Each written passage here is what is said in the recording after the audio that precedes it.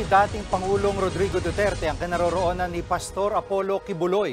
Mensahe pa ni Duterte sa pastor, huwag siyang idamay. Nasa frontline ng balitang yan si Marian Enriquez.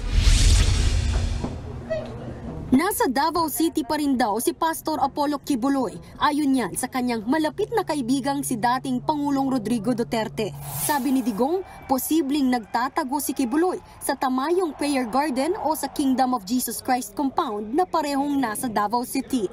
Ito raw kasi ang nagsisilbing mga refuge ni Kibuloy.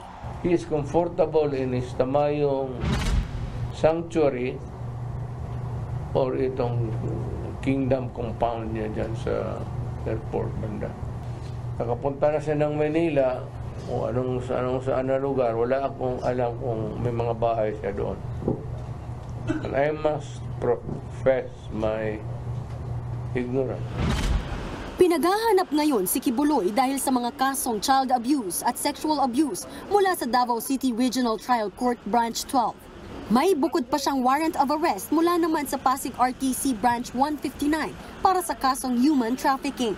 Nariyan din ang arrest order mula sa Senado dahil sa hindi pagsipot ng pastor sa mga pagdinig tungkol sa mga alegasyon ng pang-aabuso sa KOJC. May payo naman si Duterte kay Kibuloy.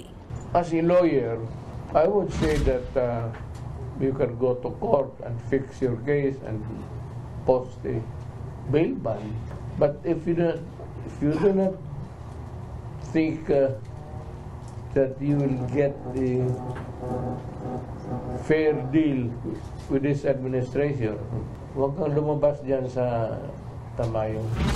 Iginiit naman ni Duterte na hindi niya kinakanlong si Kibuloy. Wala rin daw siyang balak tanggapin ito kung sa kanya personal na susuko.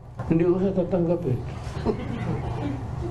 Hindi ako ang authority. Hindi na ako dadala ng warrant. Gingit pa ni Duterte, hindi siya makikialam sa negosasyon para pasukuin si Kibuloy. Hirit niya pa sa pastor. Pastor, ikaw naman ang wanted.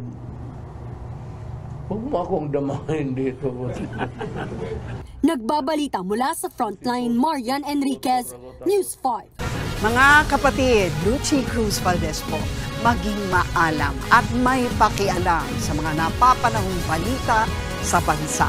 Tumutok at mag-subscribe sa News 5 social media pages.